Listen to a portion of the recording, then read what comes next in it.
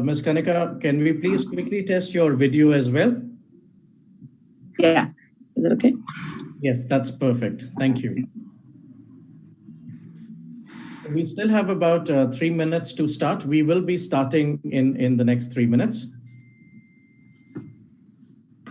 The Women Empowerment session in INBUSH ERA conference over the years has been one of the most important and one of the most sought after sessions.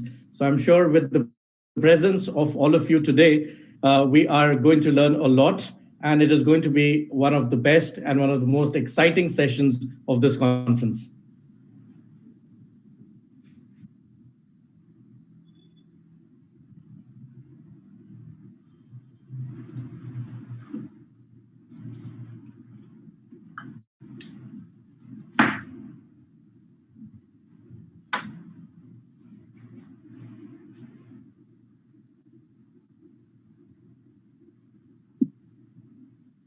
Very warm welcome to all of you.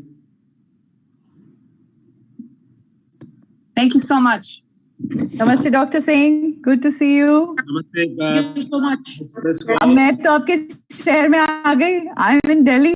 Look, absolutely. We must meet. But great to see all of you. And I can see Dr. Madhok.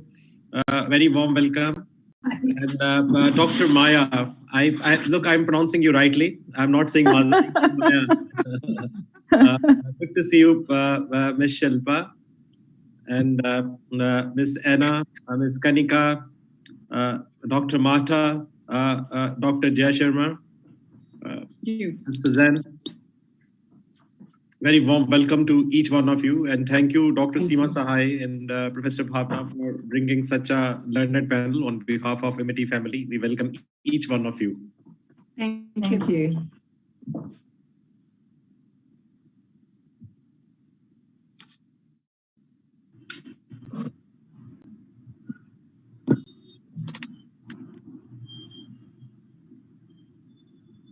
Dr. Nabita, good afternoon. Great to see you.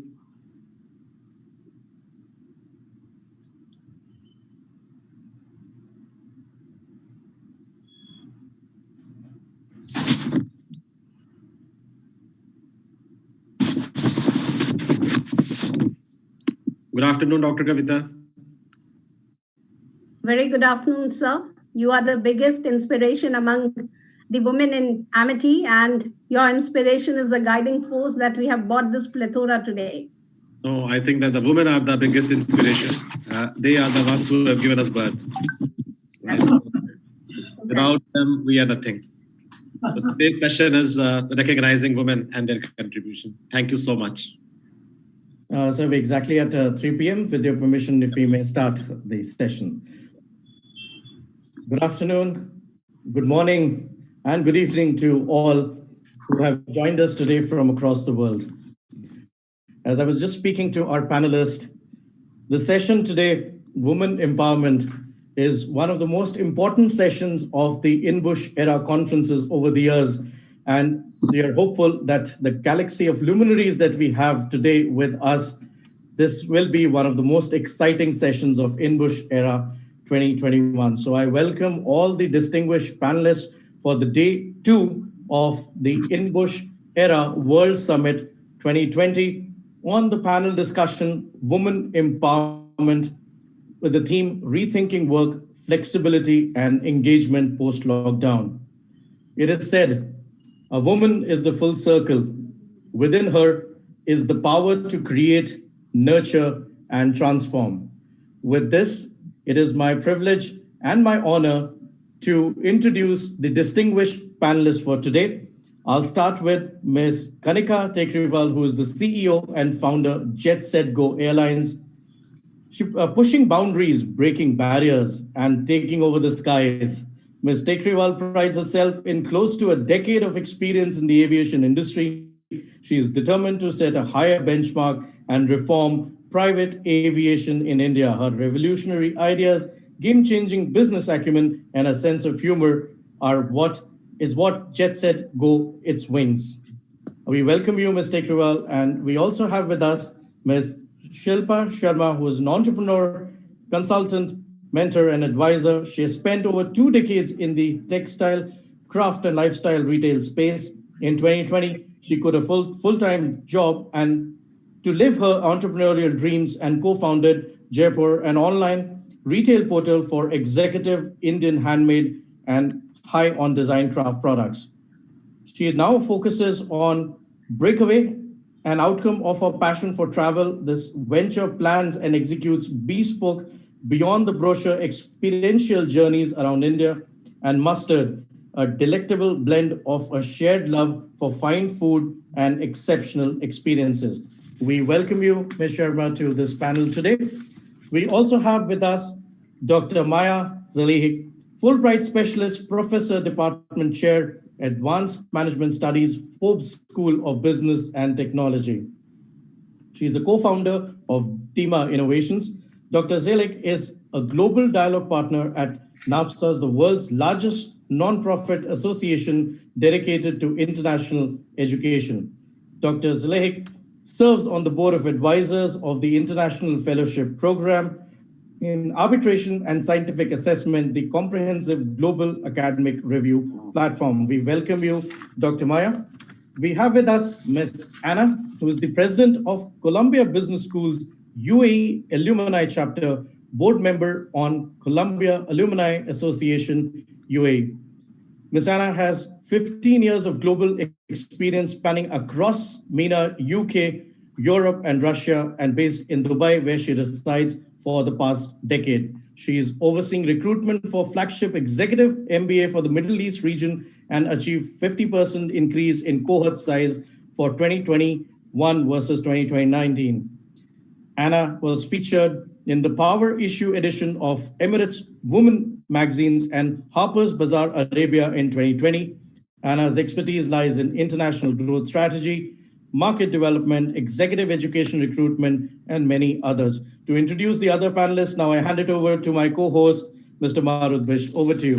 Thank you very much, Gaurav. And it is my extreme pleasure and honor to introduce to you Ms. Susan Ferguson, the UN Women Representative for India. She joined the UN Women in 2017 after a long career in international development. She has lived and worked in South Africa, Solomon Islands, Papua New Guinea, where she has lived for 12 years. Susan has an experience working in grassroots development agencies, establishing and managing social services, working within local, state, and federal government in Australia on social policy, social programs.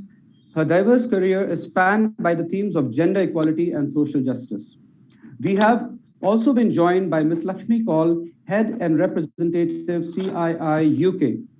Ms. Kaul is the Head and Representative UK Confederation of Indian Industry based in London. A service professional with over 15 years of work experience in the non-profit sector, her experience ranges from relationship building, communications, public relation, research, strategy, and policy work to creating community networks and building focused campaigns promoting the interest of India in the UK. We also welcome Dr. Marta Drozdowska, Vice Rector, University of Business in Wrocław, Poland. She joined the University of Business in 2006, where she works as the Vice Rector and Assistant Professor. She is the author of several dozen scientific articles concerning tourism and international cooperation. She delivers guest lectures and speeches in universities all over Europe. Going forward, we are also honored to have with us Dr. Anita Madhok, Managing Director, Open Spaces and Consulting. Dr. Madhok is the Managing Director at Open Spaces Consulting. She is a professionally certified leadership development coach and trainer, a global professional HR systems expert, people's person, creative thinker, and writer. She is also a member of the prestigious EdUniversal International Scientific Committee. We welcome you, ma'am. And last but never the least, it is my proud privilege to introduce to you Ms. Jaya Sharma, Chairperson Selection Committee at Delhi and District Cricket Association, India, and former cricketer. She is a well-known former cricketer, India women cricket team with a professional experience of 22 years. And she has played for the country for several years. Her level of commitment for the passion towards her game can be observed by the fact that she started at the tender age of 12 years. Thank you very much, all panelists, for joining us today. It is now my extreme delight to hand over the session to the session chair and session co-chair, Group Vice Chancellor, Amity Universities, respected Dr. Gurinder Singh Sir, and Vice President RBEF, Professor Bhavana Kumar ma'am. Over to you. Thank you, Mr. Maruth and Mr. Gaurav Bhatnagar. I think this is the most important session of INBUSH, where we want to understand that how the world looks like. And before coming here, I was just looking at a few statistics which are in front of me. The contribution of females in the corporate world and in the field of academics, and how they have been able to cultivate the innovation during the COVID times. And these statistics are very amazing statistics which are in front of me. And the statistics shows that God has made everyone equal. But if you look at the education level, till school level, girls, they are much ahead of boys. Every time you go into the class and you look at the list of the class toppers, you will find that every class topper is almost a girl. Even in India, if you look at the CBSE or you look at the ICSE, the result shows, and thanks to our data analytics department, they're showing 76% of the toppers, they are females in India. Right? Across the globe, in schools, 67% of the toppers, they are females till school level. But suddenly what happens is that when you look at the results, when they go into the corporate, you will find that only 9% of the people who occupy the top chairs, they are females. Why is it so? What happens? They are best in school, but if you look at the end result, that when they are in the corporate world, or when they are in politics, or when they are in the top institutions, when you need to see, they are not to be seen. So what happens suddenly to them? Where they go? And no one cares. No one talks about it. What pains they must have. Their journey of pain, the journey of a female, the journey of goddess, right? Where people are not even able to recognize the way she has gone. She becomes a great mother. She becomes a great wife. She becomes a great sister. But what happens to that great female which was in her? So we are going to deliberate that how we are going to make this word an equal word, where we should empower them, where we should see that they are happy beings also. Are we giving them space? And there's another statistics which is in front of me, which shows that 83% of the females, amazing. And we feel sometimes so shame, 83% of the female, and this is the survey which is the UN survey, which shows they have been abused one way or the other, 83%. So we say that it's an equal word. It's not only in Asia. I'm talking about the whole world. That when they go in class, when they were young child, when they are traveling, when they are in Europe, when they are in India, when they are in other countries, some way or the other, right? Sometimes they are suppressed. Sometimes someone has taken advantage. Sometime in the workplace, and that is what is the story of the female. And they never come up. And again, other figure says that only 13% of them, they give their stories to their parents. They will never tell you. They will never tell you. It's so difficult that your daughter will never come up and will never narrate what happened to her. Right? As a female, maybe after ages, they will come up and they will tell sometime that, look, Dad, this happened with me.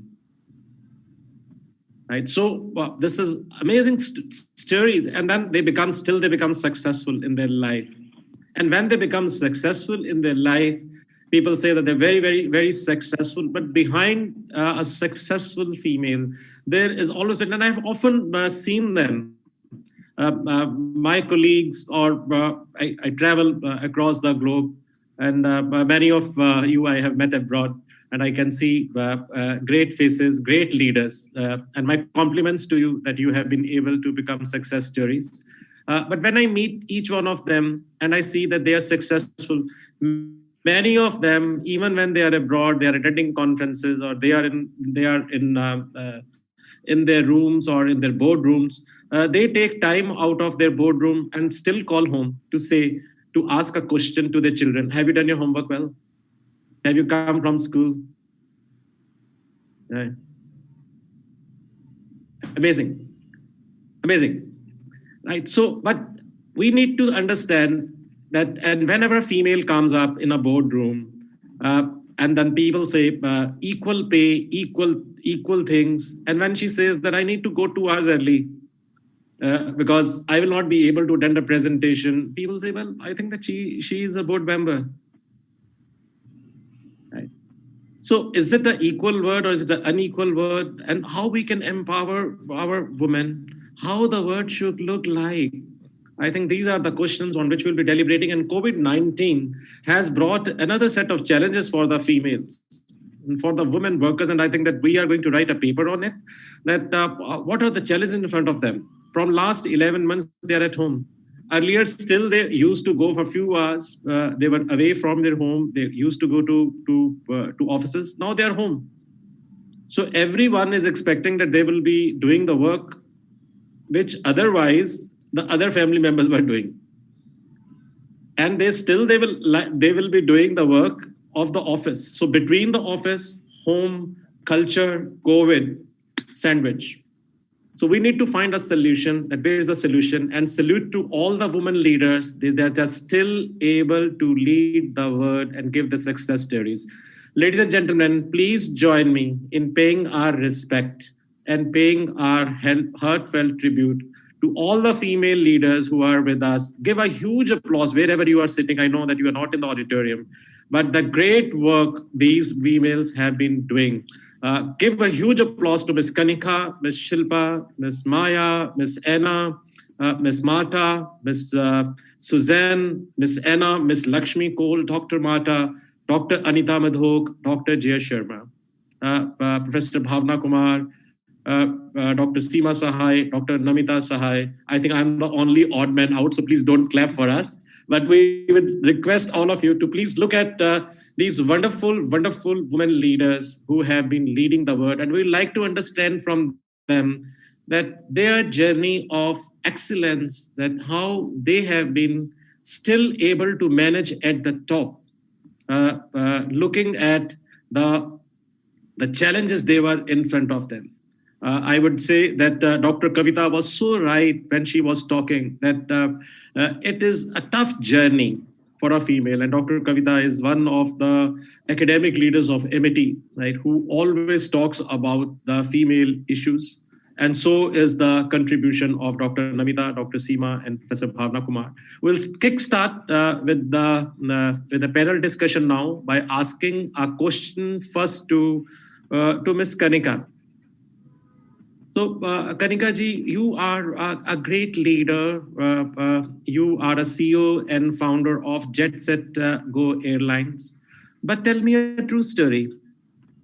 Being a female leader, what challenges you faced, and what is your message to the youngsters, especially young girls? I'm again giving you another statistics. Only 3% of the females are able to start their own businesses. Why is it so? Right? And what is your message to these young girls? How can they become successful entrepreneurs? We need more young entrepreneurs, CEOs, and founders like you. Over to you. Hi, sir. Thank you so much for the kind introduction and setting this great platform. I personally speaking, I started the company at the age of 16, and I belong to a very, very orthodox Marwari Indian family. And we're a business family where, I was destined to get married at the age of 18. And so I think the battle for me was more internal than external. We were brought up in an environment where, doing something like running an airline was just not an acceptable career for a girl.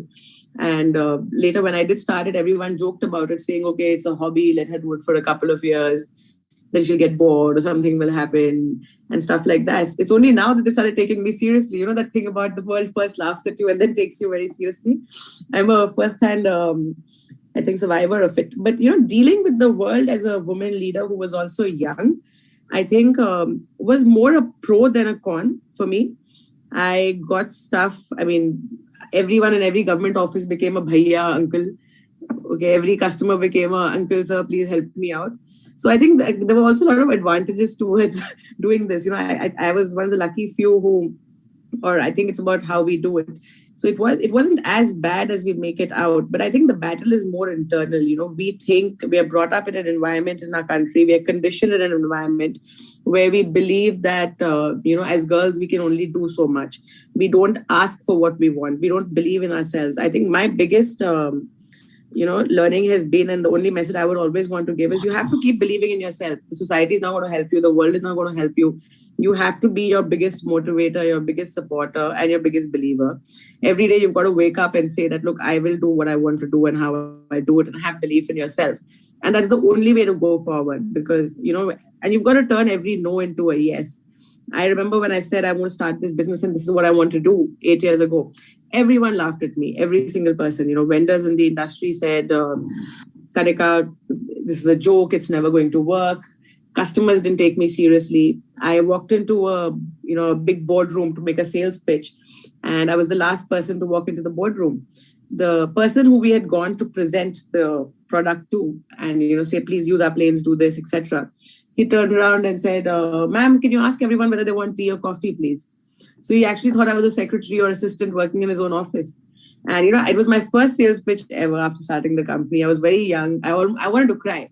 I literally had tears coming out of my eyes. And it took me everything in the world to not cry, gather the confidence over there, and still communicate what I want to communicate. We closed that customer. He asked me, he said, are you sure you're not cabin crew? Are you sure you're the founder of the company? Are you sure aap plane uda sakte ho?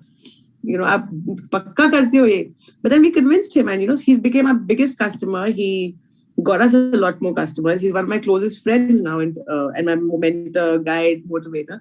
So there are going to be a lot of obstacles, but you've got to keep believing in yourself and keep going forward. Thank you. Thank you, Kanika ji. I think that this was experience, but we have from airline CEO, a great pilot. We are now coming to sports. And I can see a great sports person, Ms. Jaya Sharma. Many congratulations to you first. I think that you are inspiration for many young girls. You have played for India. You are now the chairperson of the selection committee at Delhi District Cricket Association. We feel so proud on you. But I want to understand more than your success, your journey of struggle. Because whatever you may say, when we look at the female cricketers versus male cricketers, I don't know, but sometimes I want to look at their balance sheets. That why is it so that these people, they are having such rich balance sheets, and why is it so that our daughters are not able to do well, though they are playing so well, right? So, and it is not only in cricket. I was looking at the statistics, and our data analytics department has given me a few statistics that even if you look at the acting, where they say that the females have excelled and they have really done well, the prize and the fee which male actors get, and that is across the globe. It's not only in Asia. You look at whether it's Hollywood, it's Bollywood, they are getting much more than the female colleagues. So what has been your experience that when, even after having enough talent, I'm sure that you must be rising very early, like young boys, practicing, working so hard. But then at the end of the day, look at a few of the stars in cricket and compare it with the female stars. We don't know their names even. So how you feel and what is your message, how we can remove this disparity? And what is your message? And I will then request one of our very distinguished academic leader, Dr. Anita Madhok, to comment on it. I think that she is, again, one of the most respected names in academic circles, who has done a lot of work and has traveled abroad and have seen the world, that why it happens and what is the solution. But first of all, we like to understand from a sports personality, Ms. Jaya Sharma, over to you. Thank you so much. And I would like to start by saying that I'm honored to be among this esteemed panel of leaders, women leaders. And I would like to start with, I second the thought of Ms. Kanika here. I think, be it a sports person, be it an entrepreneur, be it into academics, be it anything, any profession. First of all, we are an individual. We are human beings. The gender comes next.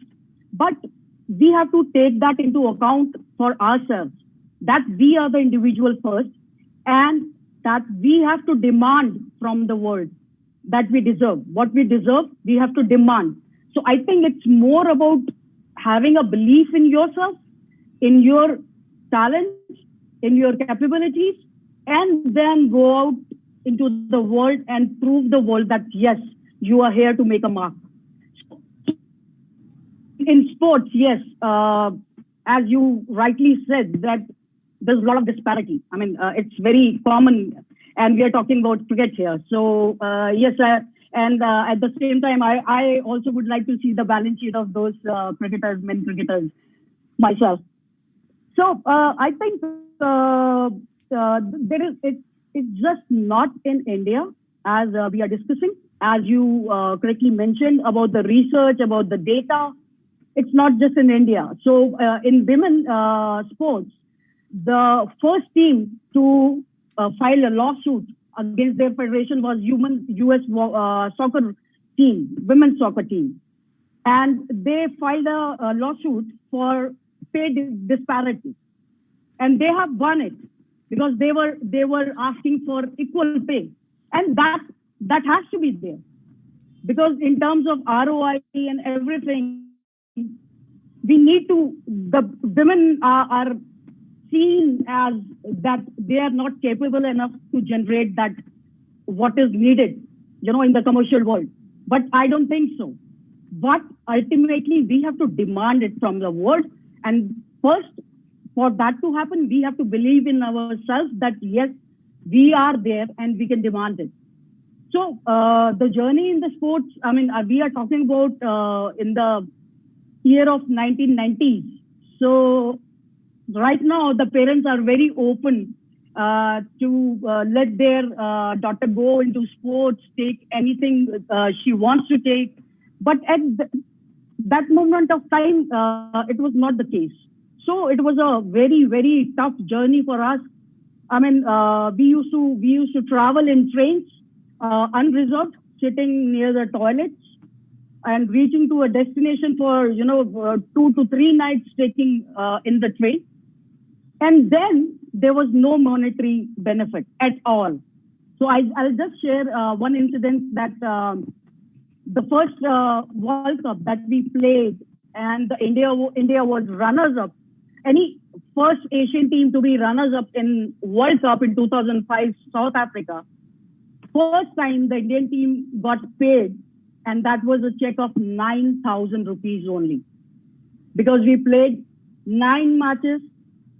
So that was almost 1,000K for 1 match. So that was the position we took from, and we have reached to a certain level because our girls showed the potential. They showed it to the world that they can perform, they can take on the world, and they can put India on a world map. And after BCCI taking over, yes, things are happening gradually. But again, you need to show that you are there to earn your place.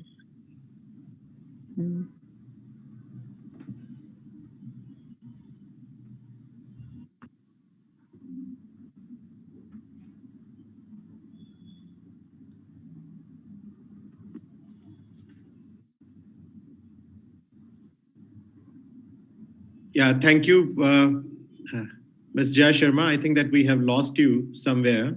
But Dr. Anita, can I request you? I think that these are the problems which Ms. Sharma has very rightly highlighted. Such a very well accomplished player of cricket. She is giving her own story. And we saw Kanika as one of the very successful entrepreneurs. She is a CEO, so things are a bit different for her. But you being one of the academic leaders, you devise your own ranking system, and people respect you so much. I have seen you traveling world and how much people respect you and take inspiration from your side. And you are having a very good international experience. What, as per you, is a solution to this problem? And what is your message? Because for the young girls who are facing this problem, to an entrepreneur or to those who are going to their office, what is your message and how should we solve this? How should we address it? You see, I was very fortunate, that my family is a family where we believed in educating women and we believed in women having careers and being able to juggle everything. So my entire childhood was spent, and my father and mom prepared me to take on a career, and they prepared me to be job oriented, work for success in life. What they didn't prepare me was for having children and bringing up the family. So it was the other way around. When I had children, I didn't know what to do because you have to compromise somewhere or the other. So I did land up doing a lot of juggling myself.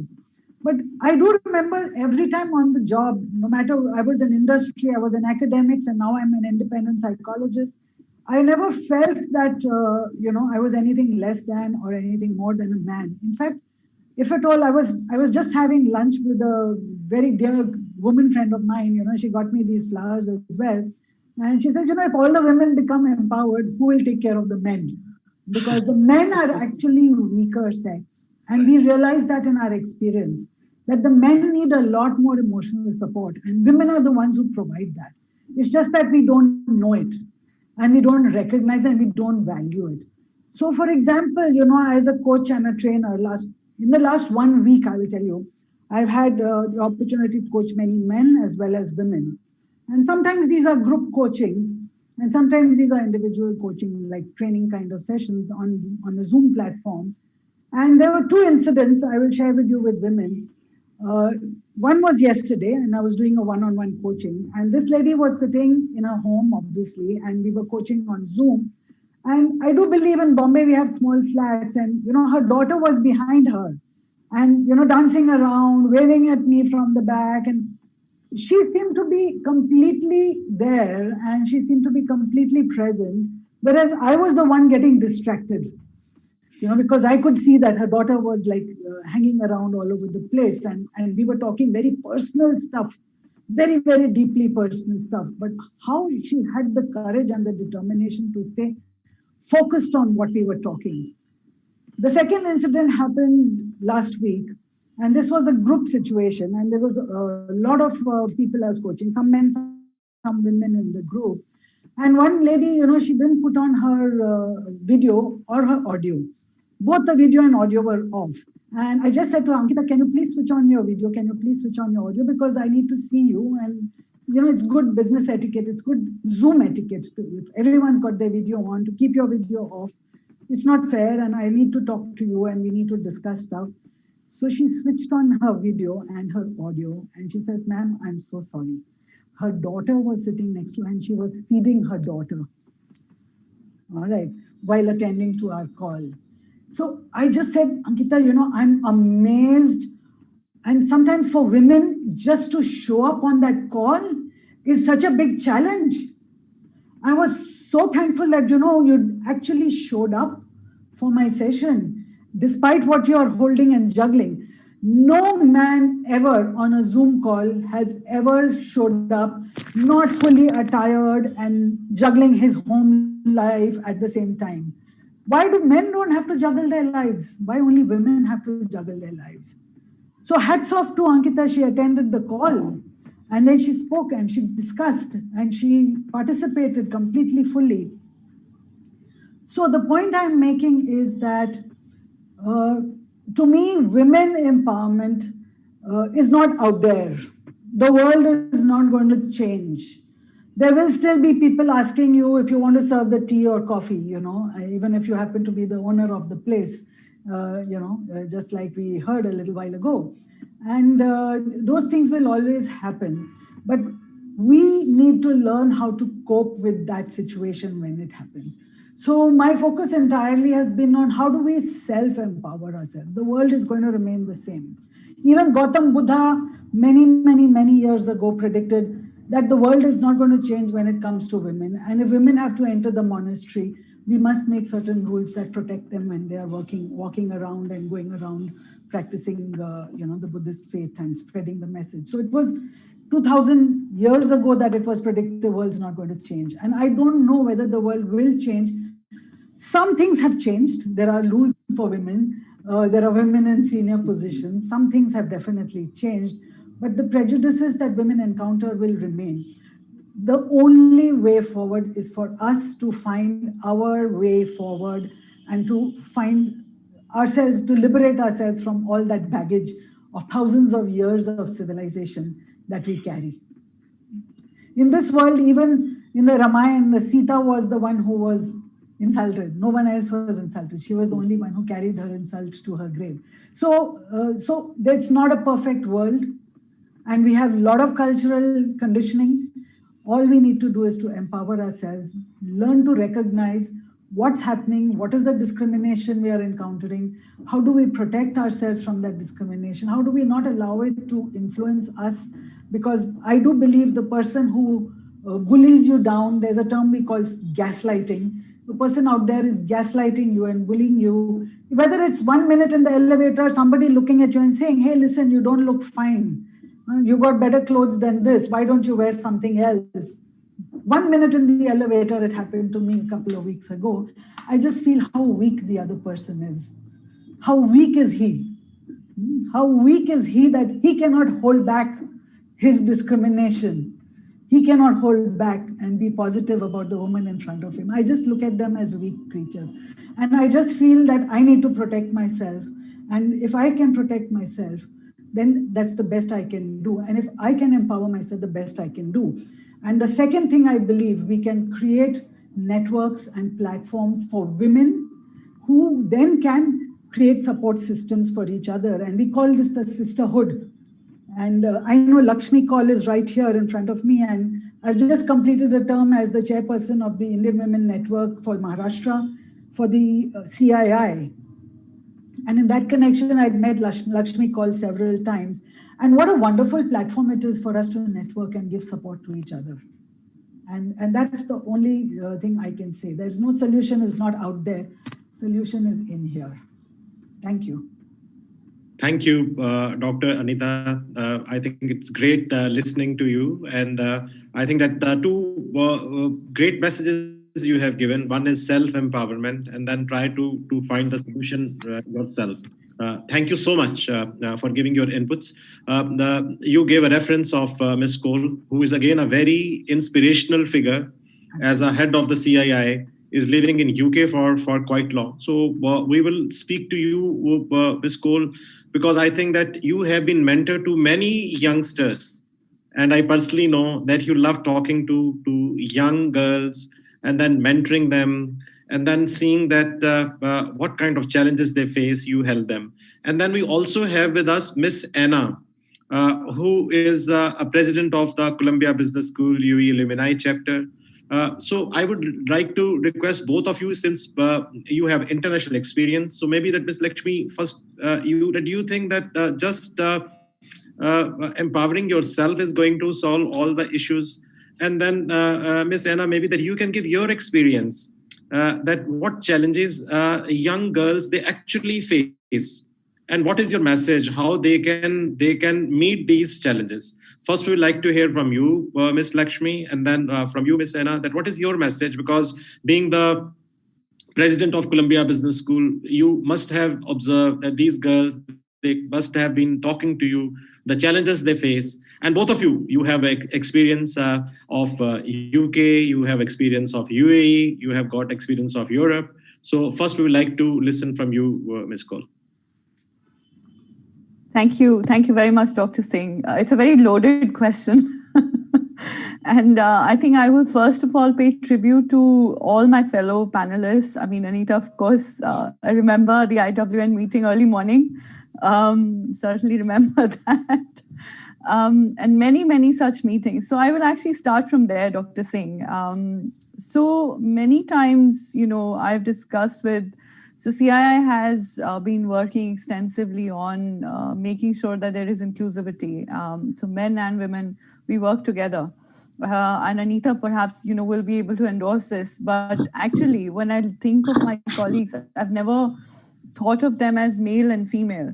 So it's like a later thing that comes to your mind, that a male or a female. And I fortunately have had colleagues, male colleagues, looking after their kids, their pets, cooking while they're taking calls and things like that, and sort of sitting in with the babies or the pets or grandparents or whoever that they're looking after while the wife is on a busy phone call or something. So I feel that there are all sorts of experiences we have, and then I have friends, colleagues, people I know who are struggling because now that they are home, like you said, the responsibility of making sure that the cooking, washing, cleaning, everything is on them. Now I sit somewhere in the middle. I don't currently have family. I'm single, so I have to only look after myself, which is nice. But then from time to time, you have people coming over. Now, whether it helps to self-empower, of course it helps to self-empower. Self-empowerment is what? It's having faith and confidence in your abilities. Many women, we heard our other panelists say, such high achievers and such wonderful, enterprising women. But how much hard work must have gone into their, stories, being a cricketer, being an entrepreneur. I mean, Anita meets with colleagues, clients all the time where there are difficulties. And via the IWN network, you come across many, many women with different varied stories. The one common theme you'll have is that you have to be your own hero. So Dr. Saab, many times I go to programs and unfortunately it's Lakshmi and gentlemen. That's the introduction. So I am used to being the only one. And I often wonder that we're still in the world of first for women, right? The first woman to do this, the first woman to have stepped out and done this or that. The first woman to have, actually, I have a friend who has 6 children and she's decided to make a big family because she had a medical issue. So Vian, if you're listening to this, hello. So there's, there are all sorts of women. Women want to have families. Women want to have careers. Women want to have businesses. Women want to set up a social enterprise. The point is that do you have the ability to make that choice? And that's where self-empowerment comes in. What choice you make, how you want to live your life. Are you able to live your life on your own terms is the big question here. Now, we don't live in isolation. So the thing is that you have to work around responsibilities. You have to shoulder certain and share certain responsibilities, whether it is financial or emotional. Sometimes there are physical disabilities that you do need to take care of, mental disabilities that you need to take care of within the network family. So as good people, I'm not just saying women, I'm saying as good people, we shoulder those responsibilities. I'm sure you have a family and you do, you're so busy. I'm sure you have time for your family and you make time and help out with home chores. There's nothing wrong with that.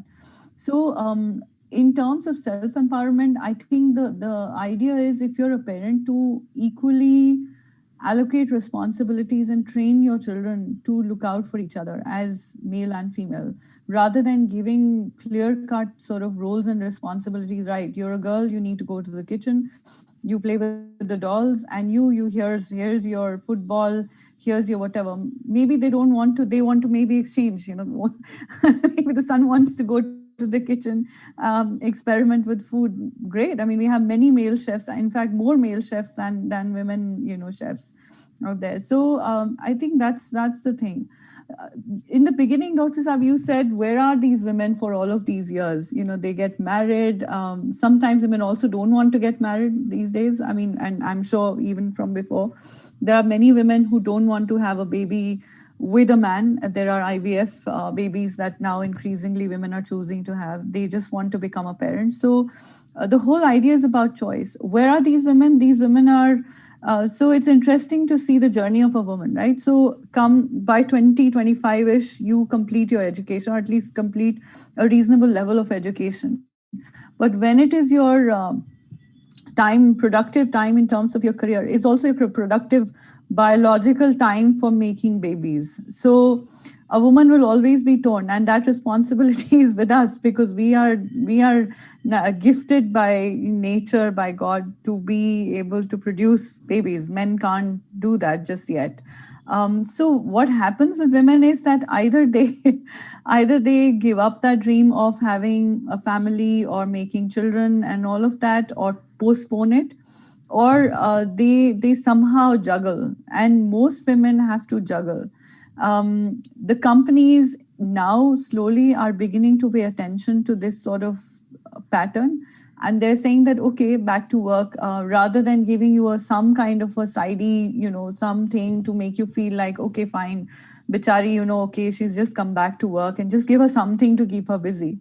That's not what women want. They are happy to deal with targets. Are you okay with a woman with breast leaking of maternity milk sitting in your boardroom? No, men are still not comfortable with that. So I mean, I had a girl, and when she was a baby, I've sat in meetings breastfeeding her, and I'm not at all, I feel that it was the only way to get started. It was the only way to start working. I had no support, no help in a foreign country.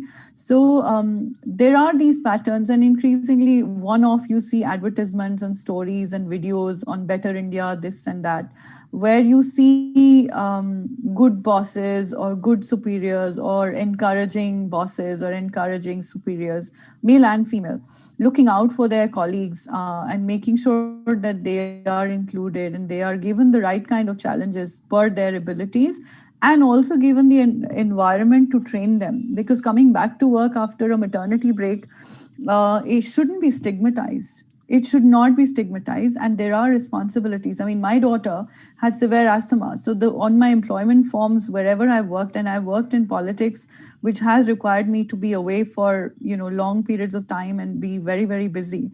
And with severe allergies and, asthma, I had put down that, in case my daughter is unwell, I will have to just extract myself for whatever I'm doing. It can be a life and death matter, but nothing ever will come in the way of my child.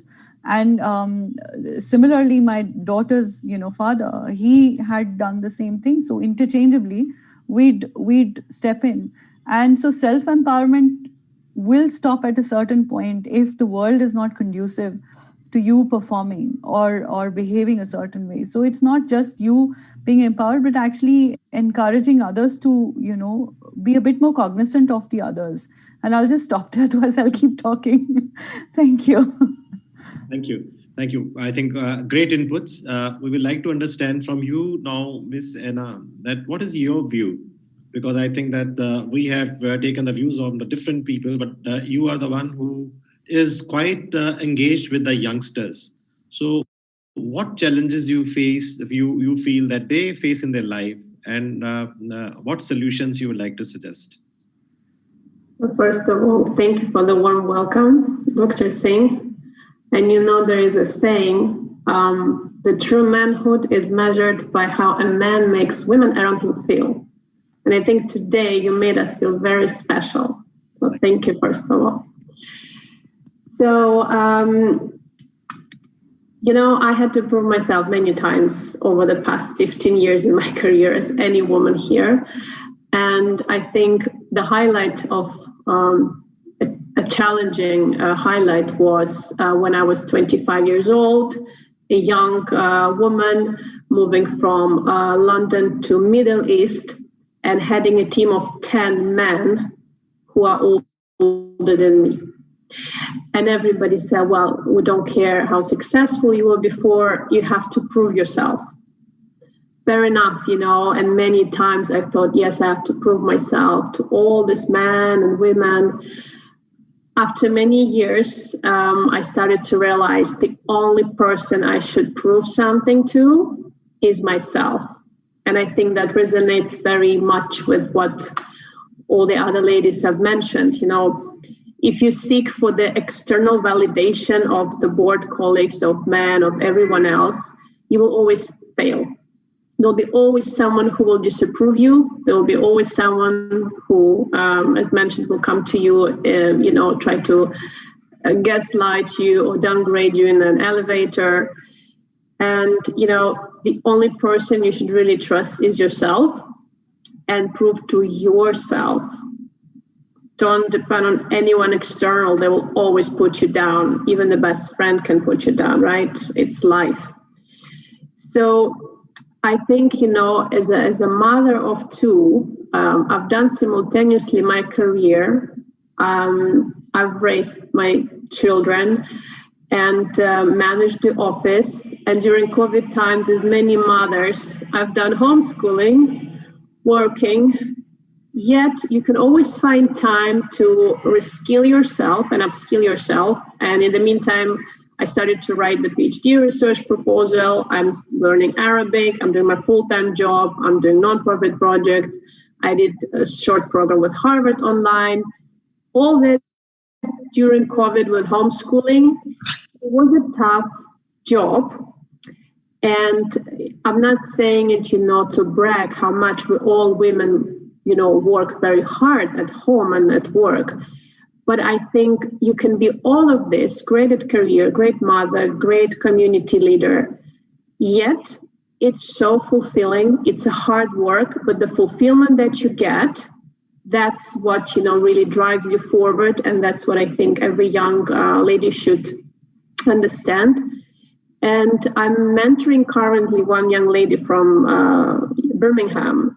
And it's amazing to see that at 22 years old, she has so much ambition, she wants to grab the world. And I just have to tell her, wait, hold on a second. There is a lot to learn. Take it step by step, but don't look to prove anything to anyone. Just make yourself better than you were before or yesterday. And to your point, Dr. Singh, when you started at the beginning of the session, you said all this, fantastic girls come from school. Where are they? I think what we should explain to young women is that one thing is to get the seat at this table or a seat at the boardroom. But the most important thing is not just to get this seat, but actually to confidently speak, to make your presence, to show your presence. And I think a lot of women just lack this confidence, and it can be different reasons, mainly it comes from a family, from certain cultural, norms, and, we're all very different. And in the beginning, when I mentioned to you about the manhood, it comes back to this question: how are we raised by our fathers? How we're raised, with our brothers, how they treat us? That has a big importance for a girl to be confident and then speak her mind, speak her opinion at the board level or at her workplace. So everything comes back to education and family and how men at your initial stage of your life are treating you, because a lot of trauma which happens, with fathers or brothers or, husbands, it affects women and it affects her confidence. So I think, COVID has really showed how much women can handle, how much is actually on our shoulders.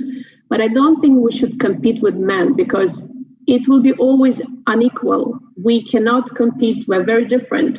We can only, show what we are, be confident, and make our presence speak for itself. Make the business outcomes speak for ourselves, Like I strongly believe in the concept, it doesn't matter where you work, you can sit, in a Starbucks, as long as you bring results, as long as you give value to your company, your family, community, that's all that matters. Yeah. So it doesn't matter man or a woman, and we shouldn't compete amongst each other. We shouldn't compete with men. It's not a game because at the end of the day, we are who we are. And I think if we have time later, I can tell you more about how it's tackled in the UAE, but there's been a lot of progress happening here. And just even looking at the parliament, at the government level, so many female in leadership positions. A woman who is leading now the space mission for the UAE is a woman. Many ministers are female. And it's just been so empowering to be, for example, in the Middle East, seeing this development, because a lot of people around the world are thinking that women don't have rights here, and women are always put on the side. And that's actually not the case. And looking, also at India was so different. Not every woman is the same. And it's such a big diversity. And I think both in India and in UAE, we live diversity every single day. And again, it comes back to the question, we all just have to show our individuality, and prove things to ourselves, not expect someone to validate you. So there's always someone who will, you can be the most amazing, smart, and, successful person, and there'll be always someone who will not appreciate it. So thank you for your warm welcome today. Thank you. I think these are great points, and we have two very successful ladies with us who are from academics. Dr. Maya, I hope that I'm pronouncing the name rightly, and also Dr. Marta, who's the Vice Rector of the University of Business from Poland. I would request both of them also to narrate their story of success and what is their message for the young girls and women, and how we can empower women. I think that all of us, we have talked about problems, but we want to understand that what is the solution of their issues. I think one is self-empowerment and proving only to yourself. These are 2 points which are coming out. But I think that problems are much deeper also. Because more we look at the statistics, we are still not able to understand that why is it that they are not able to reach at the top. If they are doing so well in their lives, they are intelligent, they are great, they are contributing so much. But when we look at the success stories, very few of them, they become Miss Shilpi Sharma, or very few of them, they become Miss Kanika, they reach at the top. But who stops them? So why is it so that even after putting so many efforts, only 3 to 4% are able to reach there? So both of you have done a lot of research and you are from the field of academics. So we would like to understand from you that what your work shows and what is your message? Sure. So thank you so much for having me again. Good afternoon, everyone in your time zone, and good morning to those joining us from my time zone. Well, there was a stunning statistics that were just published by several major HR organizations within the United States of how many women, how many hundreds of thousands of women left the workforce within the United States as a result of COVID. So the perception always is that women in the Western Hemisphere have it better. And to a certain degree, that is the case. They have easier access to education, and a lot of times they have economic means. However, there's this stunning statistics now indicating that this COVID situation, this pandemic, again, back to your point from the beginning of this session, impacted women much more than men. Absolutely. And there are two reasons that were mentioned by other panelists. One of the reasons is the gap in the pay. The gender gap is still very prominent in the entire world, and I traveled and researched extensively across the globe. So therefore, if between a father and a mother, a woman will leave the workforce to take care of children in these type of trying times.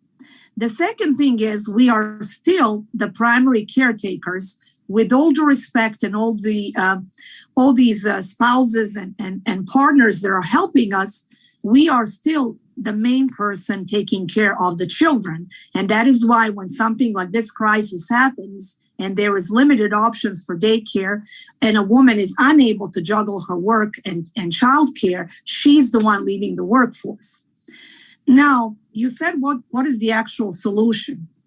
A couple of ladies today mentioned the concept of whether it's a believe in yourself, whether it's faith, and you have to trace that back to that pivotal moment in your life, or do you have to trace that back? The lady prior to my turn was referencing the brothers, the fathers, husbands.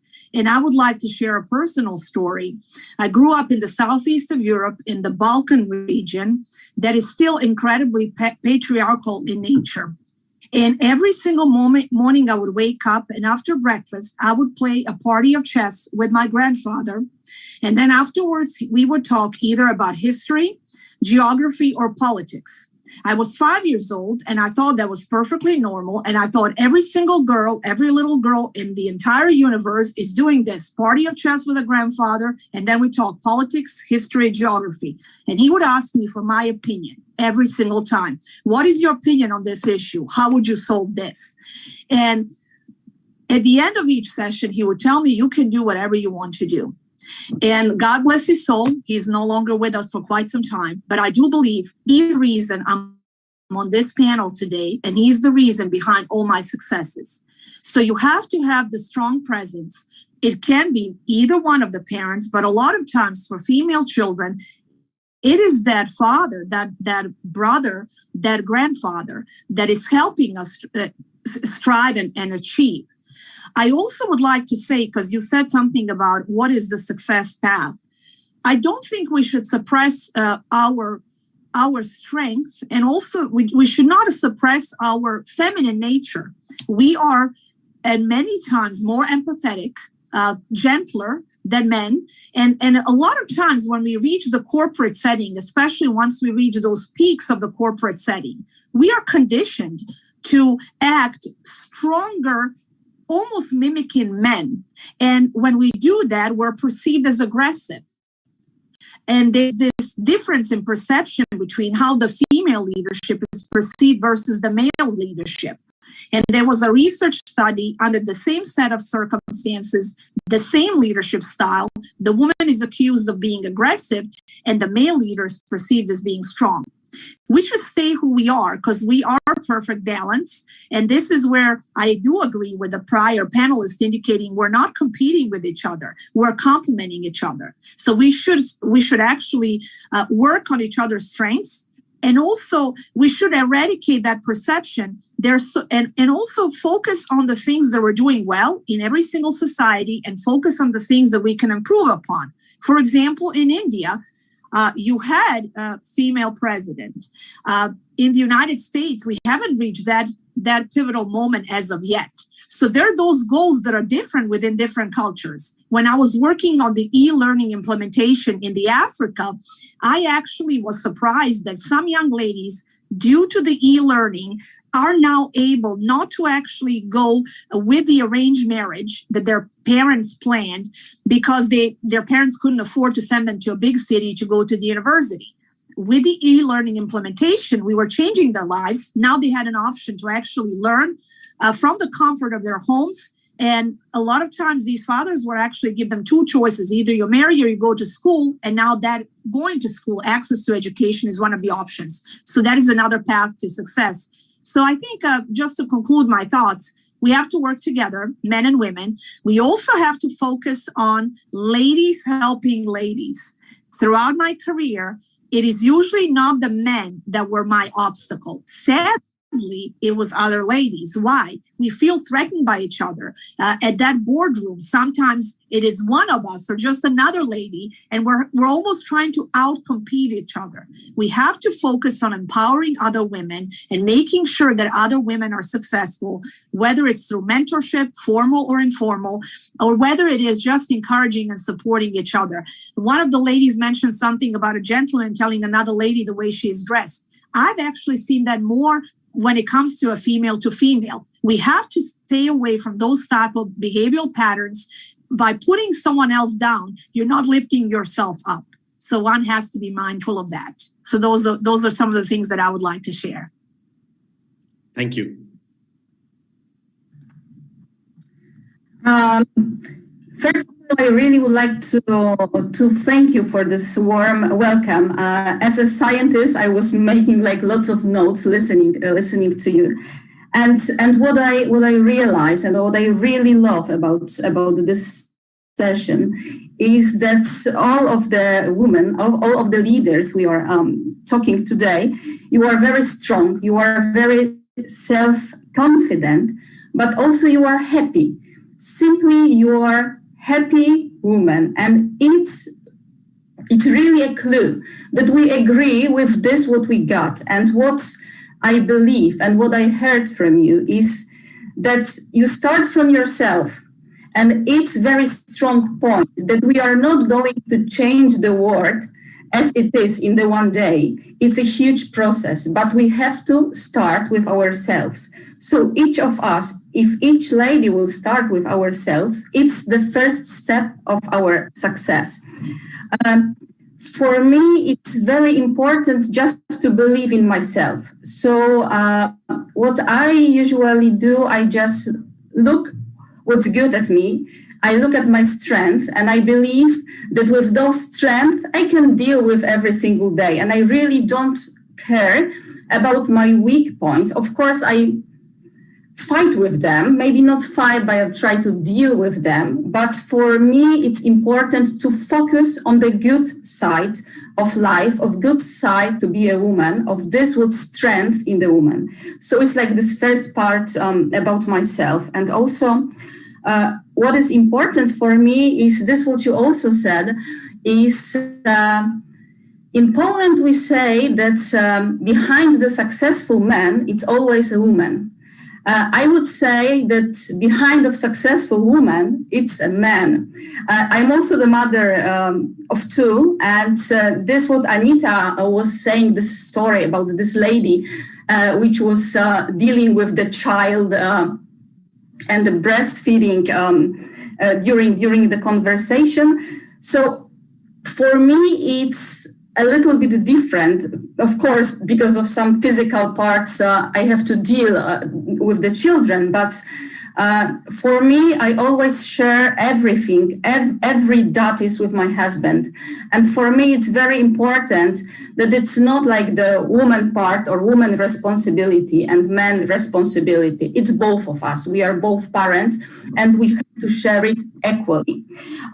The other part, as the scientist and as the researcher, I found some statistics concerning the process of research during the COVID time. And what are the results? That nowadays, I mean in the last half year, mothers are working around 3 hours longer with the children than they used to before COVID. So for sure, it is very hard for all of the mothers. What else? That we've got much more housework responsibilities. And the scientists said that it is 1 hour longer per day. So we already lose like 4 hours, which we had before. What is the next point? That's our regular job tasks as a scientist seems to be on the same level, because it is something what we are obligated to do. What is the change is the time which we spend on the research. And it is said that we spend per day less 1 hour and a half on the research. It means that for lots of women this time, lots of mothers who are researchers, the point is that we focus on this, what's the most important. And the research is something what we can do, but we don't have to. Yes, it's something what we can postpone in a time. And is this point what lots of women, unfortunately, are doing. And as the clue concerning the question, what we can do. The COVID situation, it was already revolution. I believe in evolution. So I think that from this first step, which was very hard, now we have to focus on the process. Now we have to focus on the process to change this, what was already done, to use this, what was good in the last half year, because we have to admit that we really had learned a lot.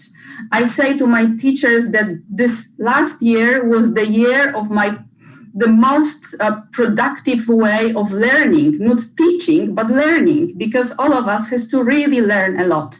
And I think that we have to use it. So it's on the one hand. I believe also in education. I believe in the statistic data, and I believe in this kind of practice of organizational culture, which we should use as the success of a woman. Thank you. Thank you. Great inputs. We would now request Ms. Shilpa Sharma, co-founder of Jaipur, to give her views. You are a very successful entrepreneur. We would like to understand from you your story of entrepreneurship and what is your message for youngsters.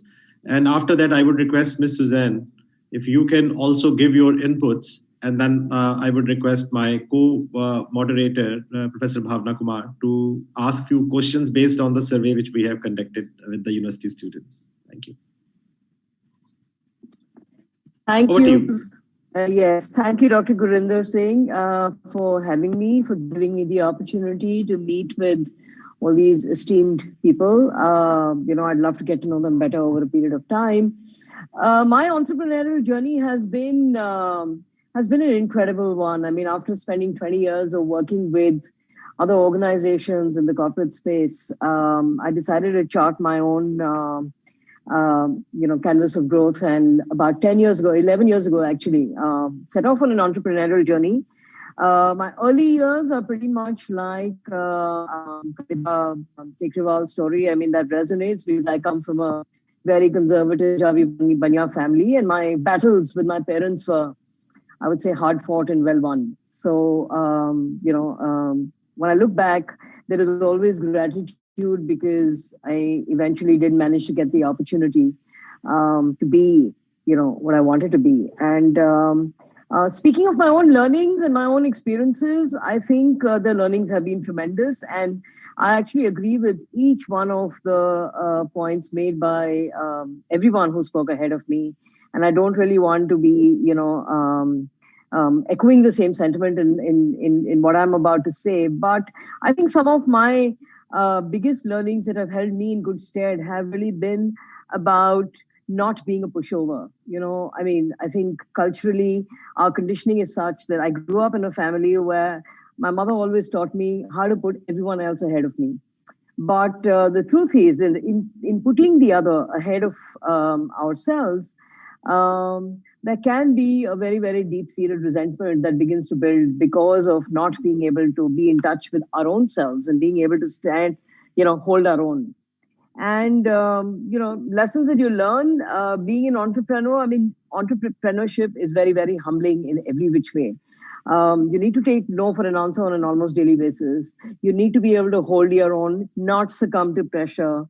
You need to be able to choose your partners very, very carefully because, as entrepreneurs, as women in entrepreneurship, I think we need to work 3 times as hard to get to where the men are, only because, they have privileges that we don't. And the idea is not really to use gender biases as an excuse, but to, I think, derive our strength from knowing that if we have something, worthwhile to build, something worthwhile, a compelling story to tell, then we have to be able to, be bold and not wall ourselves off from conflicts just because somebody else in the room can shout louder than we can.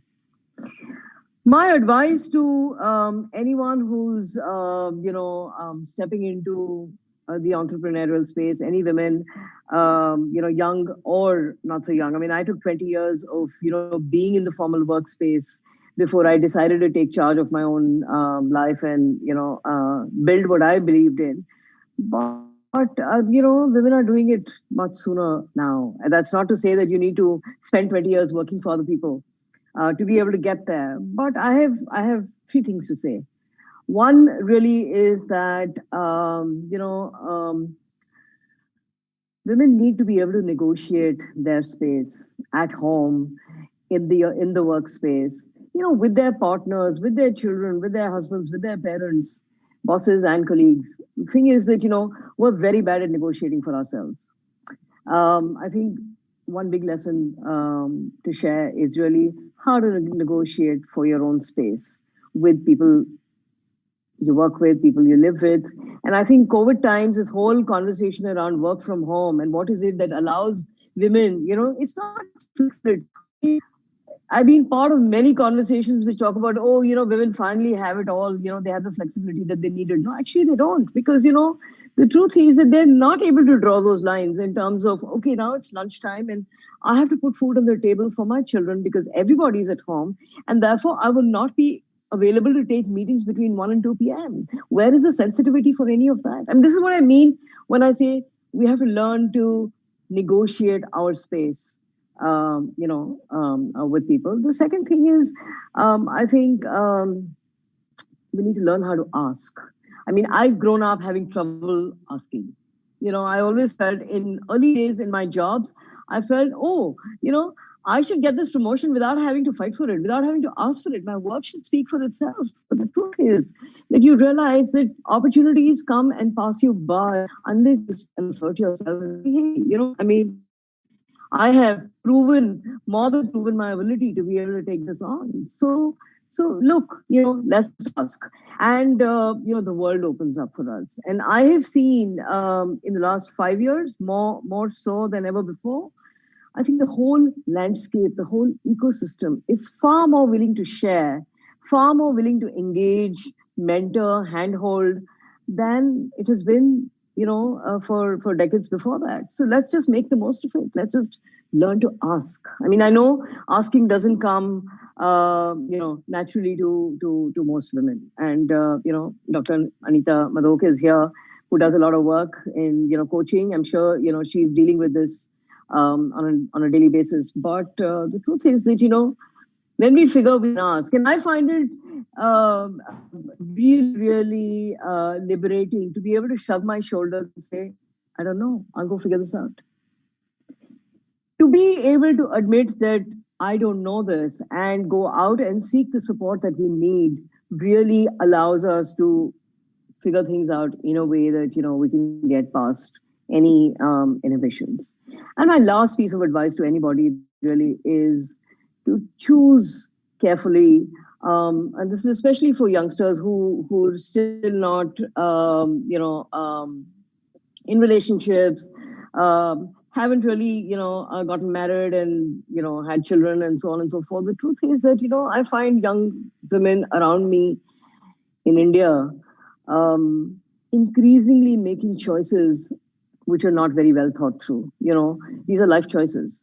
And I totally agree with, what Marta said, what Anna said. The truth is that from my own experience, I can say that it takes an incredibly self-assured, secure man to be able to deal with a woman who's very self-assured and confident and, holds strong opinions herself. So, choose carefully. Choose the person you want to spend the rest of your life with very, very carefully, because, that really goes a long way in helping you, build a life of your own, which goes beyond you as a caregiving, person at home. And the one last thing that I want to say is I'm the mother of a 23-year-old boy. I think it's a responsibility of every mother of a boy or a girl, and more responsibility of mothers who have sons to bring up our boys differently.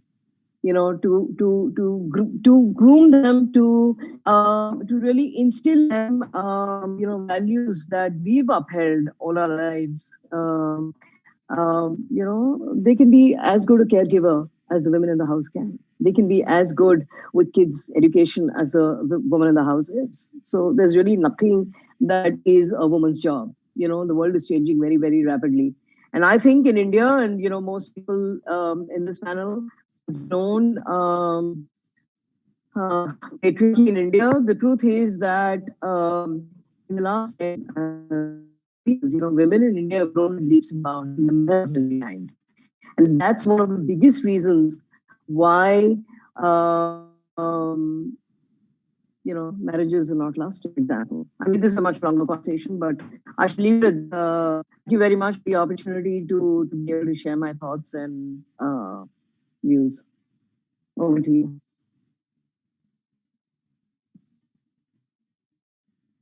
Thank you, Ms. Sharma. I think wonderful advices and inputs you have given. Really thankful to you. Ms. Suzanne, can you please give us your inputs to us? We will be very happy to listen from you. What is your experience and what is your advice? Thank you very much, Doctor, and thank you all the panel. It's been really fascinating listening to your own journeys. Thank you for having me. I'm actually representing our executive director who sends her apologies right at the very last minute. She was unable to attend, so apologies from her. So, I mean, I share many of the same sentiments that it is really important for women to have confidence, and that often confidence comes from the kind of life you've had and from your parents and the culture that you're born into. But I also think that there are a whole lot of structural barriers for women to progress and to take up leadership positions, for example.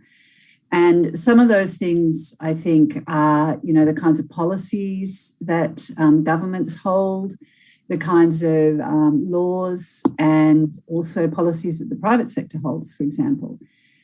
So, for instance, I think many of us on the panel have got children and have talked about this issue of juggling work and children. Having free childcare available will certainly help women free up hours of work that they spend otherwise in childcare. So, some of these roles that we play, in fact, pretty much all of them, are really based on our deeply held and invisible cultural ideas about what women and men should do. And that really there have to be countries and also individuals have to be quite determined to uncover those invisible norms and unpack them and work out how to unlock the talent of both women and men. And actually, with the COVID crisis, really, this has become quite urgent. Apart from the fact that it's a right for women to take up leadership positions and earn an income and control income, it's also critical for the world at the moment as countries experience massive economic crises and health crises. We can't really afford to have half the world not involved in the world of work and influencing the world of work. So actually, we know there are some more statistics around this, and we know that 2/3 of the jobs that will be lost due to the pandemic are women's jobs, and that's often because women are in the unprotected, informal economy, and that's often because they haven't had the opportunities that maybe men have had. They may have less education. They may not have been able to go to school because they were dealing with a whole lot of, again, domestic chores at home as girls.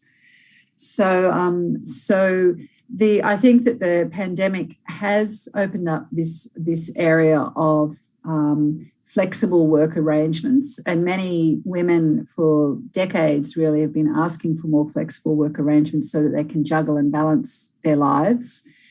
But I think we do have to be careful. And I think, Shulma, you just spoke about this as well. We do have to be careful that it doesn't just become men going to work and women staying home and working and having to deal yet again with all of the domestic and care responsibilities at home.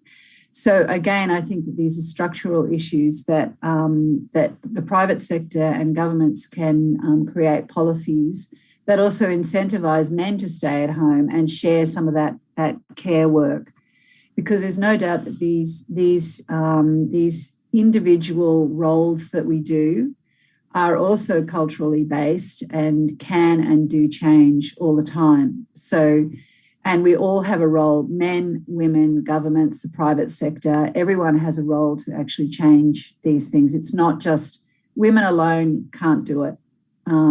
We can go some way to making our own lives better, but if we want this to change on a large scale, really it does need governments and other influences like the private sector and the women's movement demanding these kinds of changes. So thank you very much. I mean, I have 4 girls, and there's no way I could do my job except that I have a husband and partner who's willing to really roll up his sleeves and do a lot of the domestic and care work. So, and he's copped a lot of flack from that from other men and other women, and I have as well. So, we do need to sort of forge some of these different role models for our young people as well. So thank you very much for having me, and it's been a very interesting experience. Thank you. Thank you, Ms. Susan. I think that we have got a number of questions, but we have very limited time. I would request my co-host and co-chair, Professor Bhavna Kumar, if she can summarize and can quickly ask one summarized question on which I think anyone can reply, and or few of you can give your reaction. Over to you, Professor Bhavna. Thank you, sir. It was a very learning experience on a subject very close to my heart, and quite a few of the conversations were as if picked up from my own life in terms of whether it was the self-empowerment, confidence, or the fact that we have to be able to find our inner voices, find the support systems, the way that we need to learn to ask how we should ourselves be first good mothers and raise better sons is perfectly something that I agree with. And a lot of other issues and a lot of other questions in my own mind and in the minds of all those who are attending, but a few that are top of the mind and on the basis of what everybody has been sharing. We, of course, have to learn to ask, but I often feel that as women, we also don't know how to say no.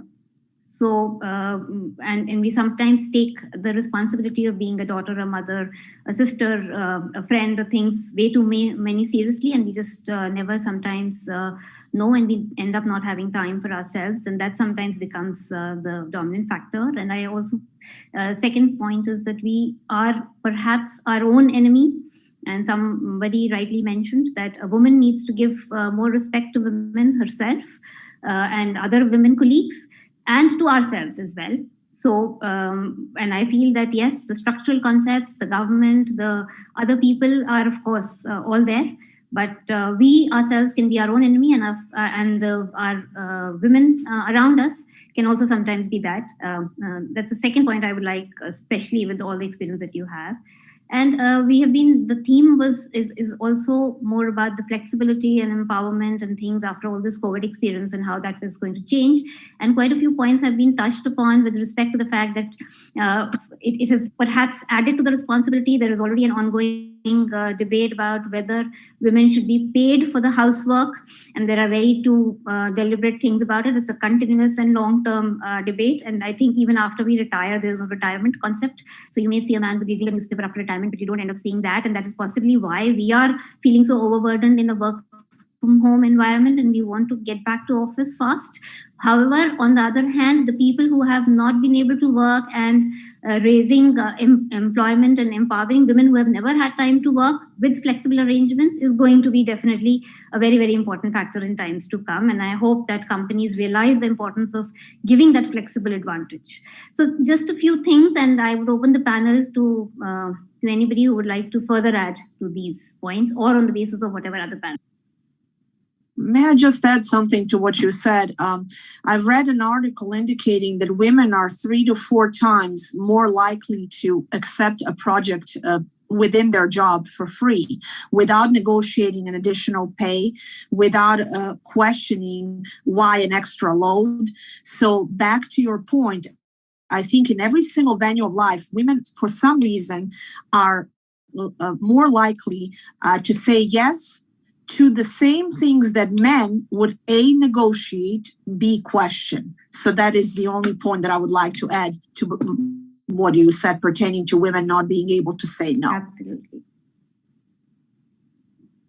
I just would like to add for the point in asking, that women are afraid of asking. I think once you get around 100 no's, it's very easy to ask because you will not be afraid to hear no. Why are we as women afraid to ask? Because we're afraid to hear no, which will not validate our self-esteem. So I think once you just know, if it's a no, that's okay as well. And then it's easier to ask. I think it works very well. You just have to train yourself to hear no's. And to the point that we're saying yes to things that we maybe shouldn't do. again, we say it because we want to get appreciation and validation, like show ourselves, yes, I can do that and this and everything. But sometimes you just first have to think about yourself. If I say yes to this project, does it mean that tonight I will not get any rest? That's the case, you rather say no. And I think it's a very thin balance. And for men, it's easier to say no. But for women, as we try to prove ourselves too much, maybe that's why we are yes sayers in most of the cases. So again, it goes back to the confidence, and I don't think we should, say yes to everything. And if you have a proper support system, as one of the colleagues mentioned, if you have a husband who supports you, maybe have a nanny, or somebody supports you with the home house chores. Once you have the support system around yourself, you can manage your career very well and everything else. Because if you don't have this support, it's just too much pressure. And once you organize your life with support from the family and husband and children and anyone else, it becomes so much easier, to navigate and do more. You can do some extra learning, upskill yourself, get into some other interesting project, and time for yourself. So that's just what I wanted to add. Thank you. Lakshmi, you also want to comment? I wanted to, yes, yeah, thank you. So a couple of things here. Women are still paid less in many professions, and it's a known fact. And, it's only been a few years since the women got the right to vote. So our political voice is not that new. We only just managed to get the right to vote. So, so we are still sitting on a lot of firsts. What I want to actually highlight, because most of us are women here, and thanks to Dr. Singh, brought us all together, such fascinating accounts and, insights from all of you. When you look at the human resource department, what you see, if you look at different departments in a company, right? You are a combination of senior executives, your mentors and guides, and your entrepreneurs. But within your companies, Dr. Singh, even your organization, so the human resource department, you will see, has many women. Who are the people writing the policies for any company, any organization? Many times it will be a woman writing these policies, right? And then they're put forward to the boards. My question has always been, and Anita, I've raised it many times at our CII internal meetings in the UK, that if women are the ones writing these policies, the first drafts at least, and then it goes into discussion, why aren't you making it kind to your own selves? Why aren't you kind to your own selves? That's one point. The second point is that as colleagues, you want the most efficient system to work in an office. Let's park home for a second. Home also you want to run efficiently, but let's focus on the office. Let's focus on the workplace. So if you want the most efficient and the most attentive sort of time when your colleagues will be able to input, why do they need to be only early morning, 8 o'clock or 9 o'clock stand-up meetings to catch up on the week's work or something? Or why do you need to go out for a drink in the evening at 7 or 8 o'clock to just have a casual catching up? So the entire way in which we've approached the informal or the formal mechanisms is very, very faulted, isn't it? So which school, tell me, which school opens up? If you're living in Mumbai, for instance, it will take you about an hour and a half to get to school and to drop off your kids to school if you don't have a school bus. In the UK, at least, we have to drop off our kids and then go to work. So it takes roughly an hour and a half to do that. And if you have a stand-up at 8 o'clock, and if you're a woman, chances are that you're the one responsible for dropping off the kids. Or, if your husband's doing it, then, or your partner's doing it, then, you will have to do it on many other days or things like that. Or even if you're a male, you'll still miss out on your morning meeting. So the point is that whose responsibility, and we're all in senior positions today. We are in fairly influential positions today, and we have control over how we run organizations. So my appeal has always been to not just the influencers, but I'm saying to executives and senior decision makers within an organization to be cognizant of realities of day-to-day living, right? And to make it work for all of us. Why do we work? We want to earn a living. We want to earn our salaries. Of course, we like bringing back paychecks, and that is a comfortable thing to do. Financial independence, we didn't talk about today, but financial independence does free up a woman to live her life per her will. All of us, I'm guessing, are financially independent. If you're not financially independent, you're also emotionally, physically, and in every single way dependent on your male counterparts. I, for the longest time, was in a marriage that I wasn't happy in, but because I was not financially independent, I couldn't step out and live on my own. So I speak from personal experience as well. And many women are still continuing to do that because they can't break out of that sort of, constraint. So as organizations, I think, yes, there is a difference many times, but there are also good stories and good examples. Finally, I'd like to say that how many of us actually instill in our boys and girls or juniors or friends that we meet, male counterparts that we meet, how many of us are good at telling stories of women successful or men who have encouraged and been inclusive? How many of us are telling those stories to the others? How many of us are celebrating each other? I've heard so many stories today. I'm sure I will talk about each one of you to people who I meet, going forward. I mean, what fantastic, stories and insights, personal accounts of success stories. How are we telling those success stories? So the responsibility ultimately rests on us. Self-empowerment doesn't come without responsibility. Now that we've broken those barriers and we've come to a certain point, and I like to think that we are at least at a pedestal today, right? I mean, we are being looked at as the example. So rather than going away with saying that, yeah, I mean, there is a difference, there's still a gap, all of that. But I'm saying that let's focus on our strengths and let's play off our strengths and make sure that we are the change makers in the real sense. Change policy because you can. You write these policies. Nobody else does it for you. So change these policies, make it more comfortable, make it inclusive. Having children at workplace is not a problem. We all have those occasional times when we need to bring our kids to school. They have to drop out of school and come to work. It's fine. They get to see their parents at work. I mentored a group of women during my political days, and I would ask them to just come and have coffee with me. I mean, just come have coffee with me. Come sit in the parliamentarian's office.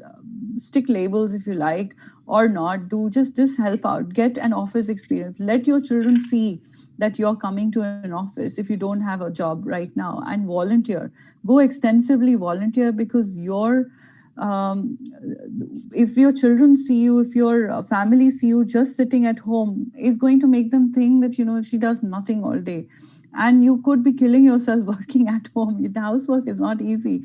The pandemic has shown everyone how hard housework is if you don't have support and help.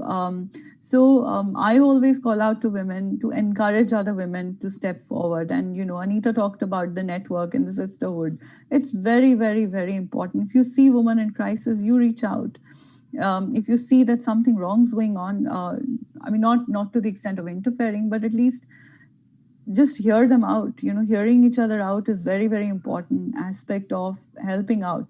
Mentorship, volunteering, there are opportunities. It's not just necessarily just a job. It's also like, help with, right, why don't you just fix your hair slightly? Why must you look like a rag? Or, on the other side, we're always body shamed, and as women, we have an extra burden of looking pretty and looking right and looking a certain way. To say that, fine, you're fine because you're great the way you are. Do it for yourself. Look more confident, because once you're comfortable in your skin, you will shine through. It doesn't matter the way whether your hair is short, long, colored, not colored. colored, bald, whatever it is, whether you're fat or thin or whatever your body structure, there's an extra pressure that women face to look a certain way. You have to look perfect and, groomed and everything, You're not even going to go past somebody's visual delight if you're not looking a certain way. So the responsibility is on us, how we judge others and how we create a more conducive environment. I always say that we are the environment for others, right? I mean, similarly as others are environment for us. So we need to do it for the others because we've got to a certain place. There is no excuse, absolutely no excuse for not doing it for our other sisters and brothers as well. Thank you. I would like to add something here just so quickly. That, to bring change, you have to be the change maker. So I have my personal experience here. After spending 25 years in sporting industry, I thought to myself that, how can I bring change, as we were just talking about the policy making and everything. So there has to be some women sports administrator in the setup. So I got back to the education system after 15 years of layoff, and I did my sports management from the top business school in India, that is Indian Institute of Management, Rohtak. And I put myself into someone's shoes where I can see myself as a change maker. Not now, maybe in future, but yes, I have a vision, and that's what I think we all have to do. We have to set a trend and get out of our comfort zones. And I think we'll be able to do it. Thank you. I can also say my 2 bits here, especially because lots of things that Lakshmi Kaul said are very, very evocative in my heart. There's lots waiting to be expressed. I do believe that there is a special place in heaven for a woman who helps another woman. I agree. Yes. And I think nothing better than a good sisterhood and a good network of women. And Professor Gurinder saying, if you were a woman, there would be definitely a special place in heaven for you. And I'm sure there still is, despite being a man. There is still a special place for you because you facilitated this session so beautifully. I don't think any organization ever makes any policies that actually discriminate in writing.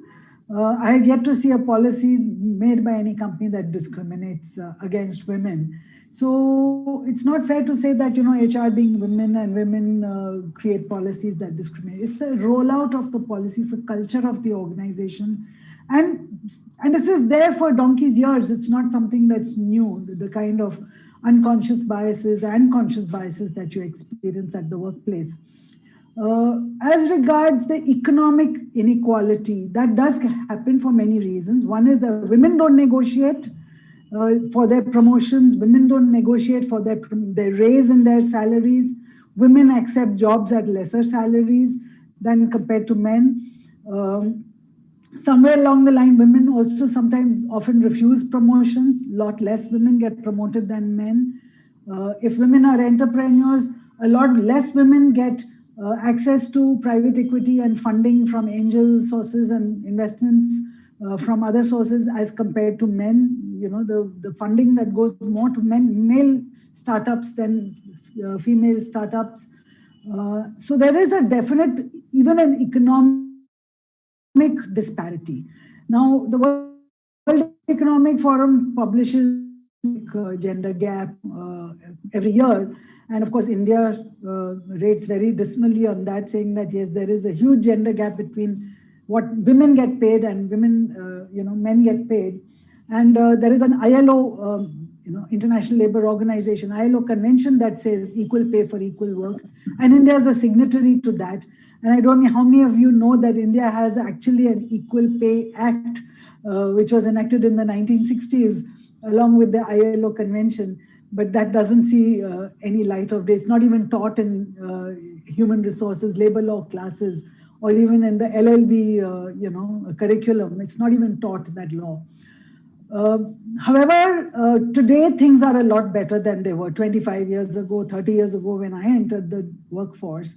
Today, there's a lot more, lot less disparity. I will not say a lot more. But let's face it, let's be real. Just the economic disparity, the World Economic Forum says to achieve equality, equal pay for equal work, projected the current trends, and they projected it's going to take another 250 plus years to achieve even just economic, equality. Forget about the cultural, social, and psychological sense of equality. So I do say that any progress is a progress. It's not perfection, it's the journey. And it's not the destination. Let's not aim for a perfect world, but let's try and advocate the cause of gender equality and make it a little bit better before we go away. We may never live to see an equal world. We may never live to see it. But as long as we can do our bit and we can make a little things better in our work sphere, I think there's a place in heaven for all of us.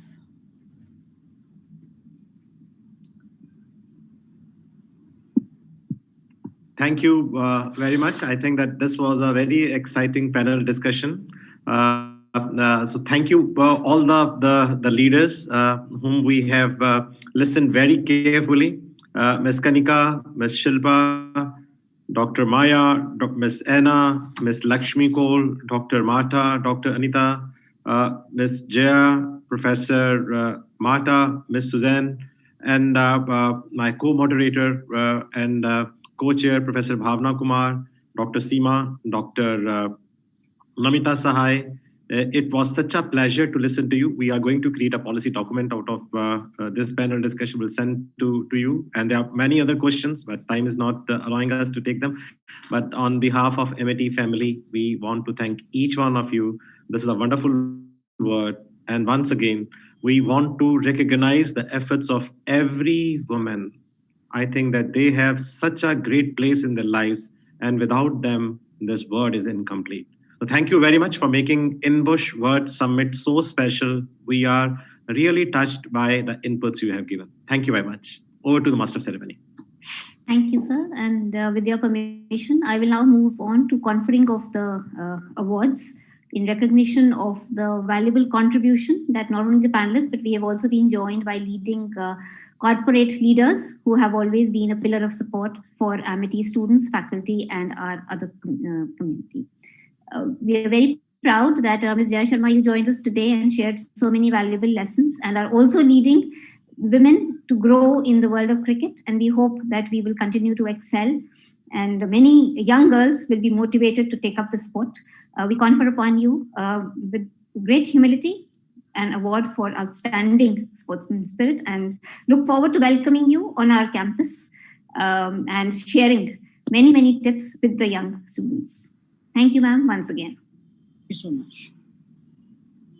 Ms. Shilpa Sharma, your entrepreneurial spirit and the way that you have shared this journey will surely inspire many students, and especially, I hope, a lot of young girl students to become entrepreneurs. And we hope to again be able to welcome you in person at our campus. But for this moment, please accept the Amity Corporate Excellence Award for Entrepreneurship on this virtual platform. Thank you, ma'am. Thank you very much. Thank you. Dr. Anita Madhok, you have already been a mentor and a very strong guide for Amity International Business School as well, in particular. And on behalf of the entire Amity fraternity, we are very happy and very privileged to confer upon you the Global Academic Excellence Award. And we hope that you continue to coach and mentor all young people across the world and inspire us to achieve greater heights. Thank you. Thank you. Thank you.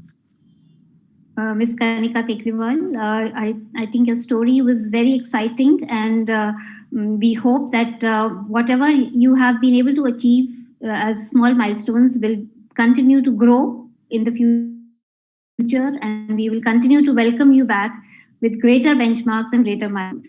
We are very happy to confer upon you the Amity Corporate Excellence Award for Entrepreneurship. Thank you so much. Thank you. Thank you.